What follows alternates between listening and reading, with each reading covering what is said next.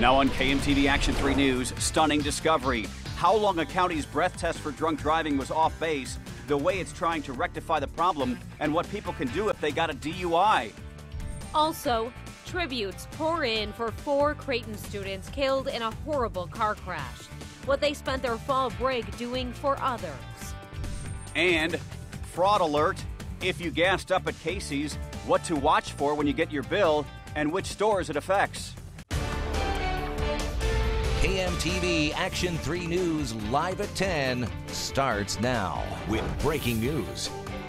We begin tonight with breaking news. A missing 11-year-old girl out of Council Bluffs. Here's what we know at this point. Police say Kayla Skipton's parents last saw her leaving for school this morning. Then somebody else saw her tonight around 7:30 near Benton Street and McGee, walking east up a hill. Here's a good look at the girl right here. Kayla is 5 feet tall, weighs about 80 pounds. She has brown hair and hazel eyes. She was last seen wearing blue jeans and a black shiny jacket with pink on the inside. Kayla is a student at Kern Junior High in Council Bluffs. Police say her disappearance does not meet the standards for an Amber Alert. If you know anything, please call police.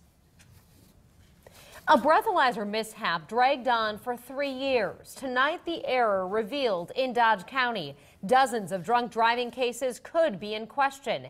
The county says it is going public with the problem in the interest of fairness and justice.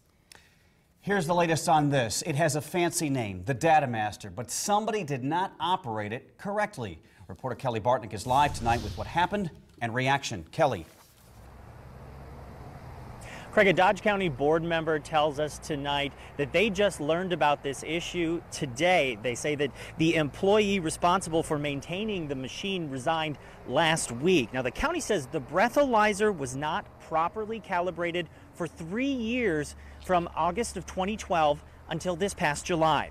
Dodge County Attorney Oliver Glass says county officials found out about the error earlier this month and have combed through the county's DUI cases, notifying the individuals who may be affected. So what does this mean for Dodge County drivers with drunk driving convictions? I talked with Omaha attorney James Martin Davis tonight, who says there are several different factors and that people who pleaded guilty could likely be out of luck. It could mean some overturned convictions, but more likely, Davis says, legal challenges might come up with drivers who blew more than a .15 and were charged with aggravated offenses. The reliability of the Data Master is very, very relevant when it relates to whether or not somebody's going to be charged with a first offense or a first offense aggravated, because evidence has to prove that the defendant's blood alcohol level is over .15 to be aggravated. If you went to trial and were convicted based on evidence admitted as a result of a Data Master test, you would have grounds for a new trial, because the Data Master has to be calibrated. There's a number of steps that the state has to follow in order for the results to be admissible. Davis says that he will review his Dodge County cases following this news. He calls the release from the county attorney today admirable. Now, Dodge County is only concerned with cases that involve the Data Master to determine BAC levels at the sheriff's office. Davis says the malfunction does not necessarily mean innocence. There are several factors that can play a role here, including the officer's account of the incident and the driver's reactions and their level of possible impairment as well. So each case is different. Reporting live tonight in Southwest Omaha, Kelly Bartnick, Action 3 News. We are learning new information tonight about the impact that 4 young Creighton women killed in a car crash over the weekend had, even during the university's fall break. All 4 victims had connections to the Boys and Girls Club of Omaha.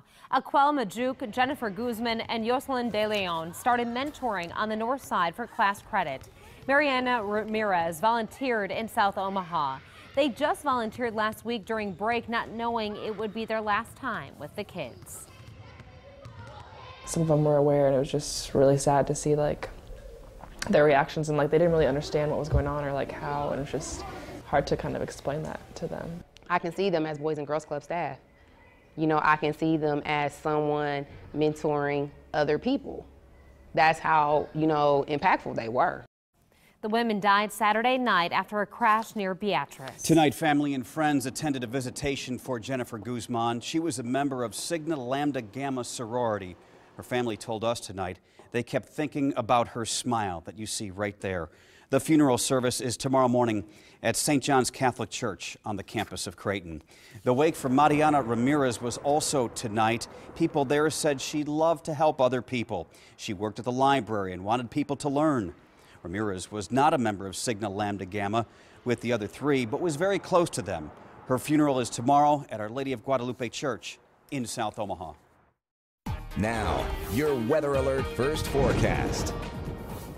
Good evening, everyone. I'm meteorologist Jim Flowers. A freeze warning continues in effect just west of the city from Fremont and Dodge County south through Lincoln and Beatrice, where temperatures are going to be running in the 30s. Let's take a look at the latest readings in your neighborhood. And folks, they are getting cold. 38 in Weston Hills, same thing in Lakeshore, 37 out west at Mission Park. Now, I do think the winds will pick up over the next 3 hours or so, and that should hold temperatures in the mid-30s. However, rain is back in the forecast as we head toward Friday, especially at night, and then if things settle down on Saturday. Coming up, there are warmer temperatures in the forecast, much warmer. I detail when those arrive. That's coming up in the main weather segment. New at 10 on KMTV, authorities say an Omaha double murder suspect is fighting his extradition to Nebraska. Now Douglas County Attorney Don Klein has 90 days to appeal to the governor of Arizona to bring Michael Nolt here. Investigators believe Nolt killed 2 people near 45th and Curtis earlier this month. U.S. Marshals found Nolt in Arizona buying ammunition at a store on October 13th. He's in jail in Maricopa County and did not sign the waiver to come back to Nebraska. I find it very, very hard to forgive people that deceived me. So I don't know if you would call that a weakness, but my wife said, let up. A bit of self-reflection from outspoken presidential candidate Donald Trump tonight. He's been tailing off a bit in the polls, and tonight he looked inward when asked about having a weakness. The Republican candidates debated for a third time tonight, this time in Boulder, Colorado, and with a new frontrunner, Ben Carson. As the Iowa caucus approaches, reporter Nick Starling has voter reaction in our campaign 2016 coverage tonight. Nick. Craig, many of the debate watchers I spoke with say they're excited to watch their candidates debate again, but this time they want the candidates to stick with the issues instead of arguing with each other. All eyes here are glued to the third Republican debate here at the Rodeo Saloon and Barbecue in Council Bluffs. From seniors like 76-year-old Earl Harris looking to vote for Trump. He's gotten where he's at by using his head. He knows how to hire people. If they don't work out, he knows how to fire. To 17-year-old Carly Fiorina supporter Christopher Chen, who will cast his first vote ever at this presidential election. She's the only candidate that I trust to actually cut the bureaucracy. She has the experience at HP of being in the executive position and, making tough decisions. Pottawatomie County GOP Chair Jeff Jorgensen says these debate watch parties have generated a lot of excitement and engagement in the political process. The number one name that comes to mind, of course, is Mr. Donald Trump. He's added a lot of excitement, a lot of enthusiasm, a lot of different aspects and ways of looking at this election, and he's just turned things upside down. However, Donald Trump has rubbed some voters the wrong way. They want less bickering and more substance. Well, let's talk about the issues. Let's not have the silliness. Really hope that they don't start in tonight with all of the Mr. Trump said this and Mr. Trump said that. So I hope that they stick to the issues. There was a straw poll taken at the end of the debate on these cards at the place we went to, and Senator Ted Cruz won with 37%. Donald Trump came in second with 19%, and tied for third was Dr. Ben Carson and Senator Rand Paul with 12%. We'll have the complete results on our website, KMTV.com. Reporting live, Nick Starling, KMTV Action 3 News. KMTV has teamed up with PolitiFact, one of the most respected fact-checking groups in the nation, to cut through the so-called sound bites of the debate to hold these politicians accountable for what they say. Tonight, we fact-check a statement made by Chris Christie about how a certain Democratic frontrunner wants to raise our taxes. Yes, the socialist says they're going to pay for everything and give you everything for free, except they don't tell you they're going to raise their taxes to 90% to do it. The isolationist is the one who wants to continue to follow a foreign policy that has fewer democracies today than when Barack Obama came into office around the world. But I know According to PolitiFact, Christie's pants are on fire. Christie said Bernie Sanders' plan is to, quote, raise taxes by 90%. But Sanders has not released an official tax plan. Based on previous comments and proposals, the tax policies Sanders advocates for target corporations and wealthy Americans. PolitiFact found Sanders' tax proposals for the average American so far do not begin to approach 90%. Tomorrow, Democratic candidate Martin O'Malley is coming to Omaha. He will be the guest of honor at an event at Conecuh for the Nebraska Democratic Party. This is video of an appearance in Council Bluffs in August. He has served as governor of Maryland. Only he, Bernie Sanders, and Hillary Clinton are left on the Democratic side. A popular gas station chain in Nebraska says someone tried to swipe customers' financial information at their pumps. Casey's General Stores discovered the card skimming devices inside their machines at locations across Nebraska, including Grand Island, Kearney, York, Waverly, Omaha, and eastern Iowa. 2 were at the Casey's on 152nd and Weir in Omaha. Casey says no customers have reported fraud on their accounts. If you were there between October 2nd and 10th, check your accounts. Tomorrow after the NFL game on KMTV, my one-on-one interview with UNO Athletic Director Trev Alberts. Back in 2011, he created a firestorm when he eliminated the football team and the national champion Division II wrestling program. Administrators, with Alberts leading the charge, had decided to go Division I in all sports. Now the hockey team is #1 in the country. There's a new arena in Omaha, and the Mavs are the toast of the town. In my heart was trying to do what I could to save the athletic department, not only keep an athletic department, but create a relevant, dynamic athletic department that would ultimately lead to something like this someday.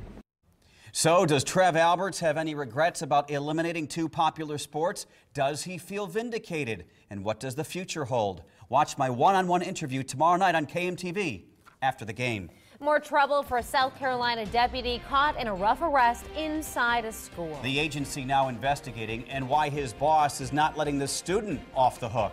Plus, people shot inside a mall, where it happened and why police believe it was not random. Temperatures in the 30s tonight. My forecast has readings 40 degrees warmer. Tell you when they arrive right after the break. It's Ford's SUV Sign and Go event. Ford Escape offers a foot-activated liftgate and makes the typical weekend anything but, with intelligent 4-wheel drive capability. Now just sign and go with 0 down, 0 due at signing, and 0 first month's payment hassle-free. Ford is making it easier for you to be unstoppable. Now lease a Ford Escape for $259 a month with 0 down, 0 due at signing, and 0 first month's payment. Only at your Midwest Ford dealers. I don't want to live with the uncertainties of Hep C. Or wonder whether I should seek treatment.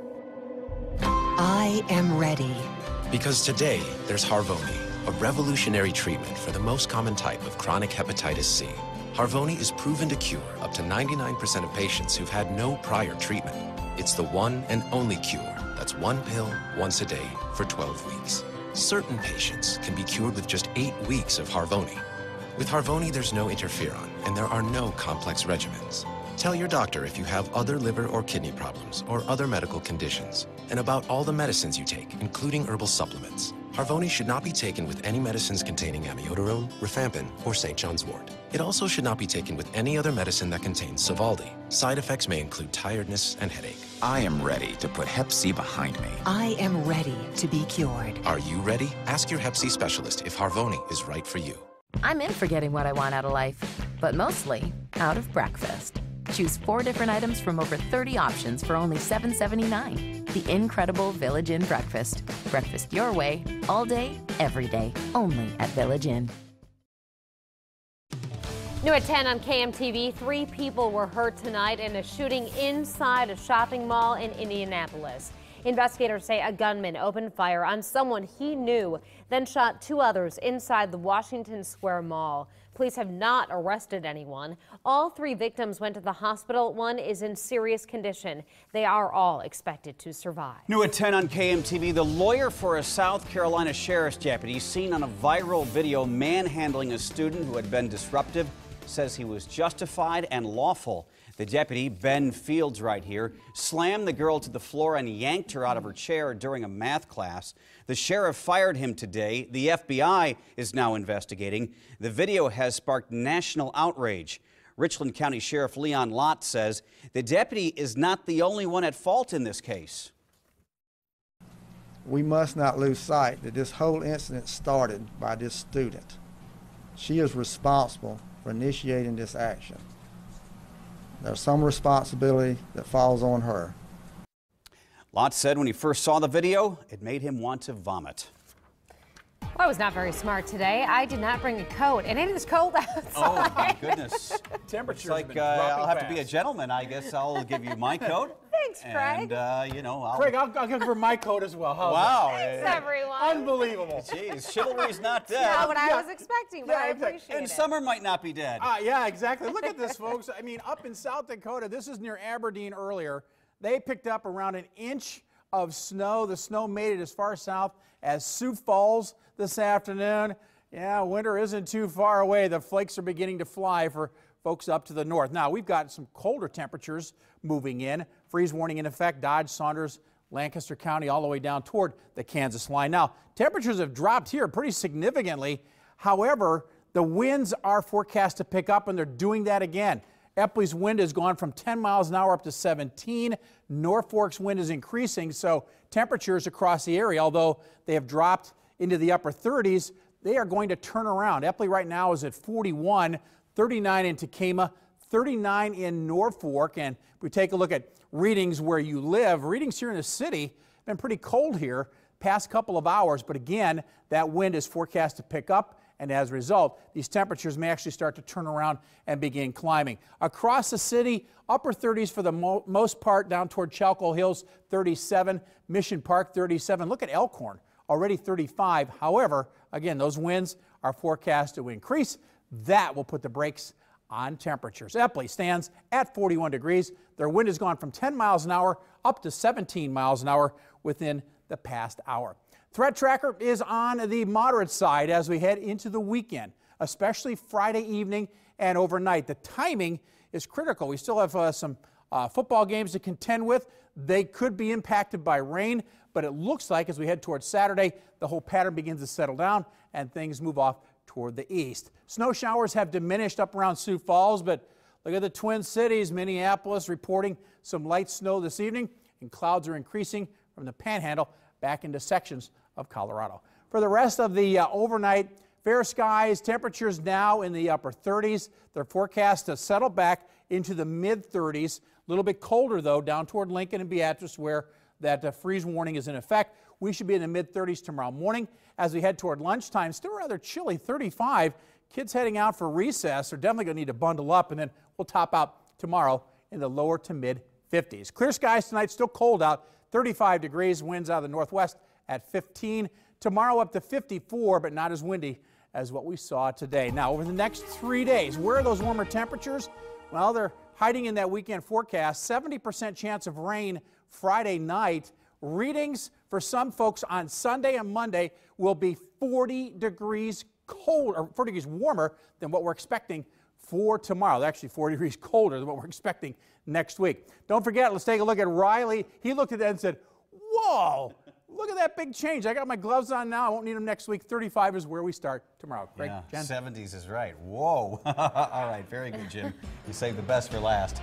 Firefighting robots are in the works. A look at the new technology next. Plus, the Capitol's Christmas tree is on the road. How far the spruce will travel to get there. National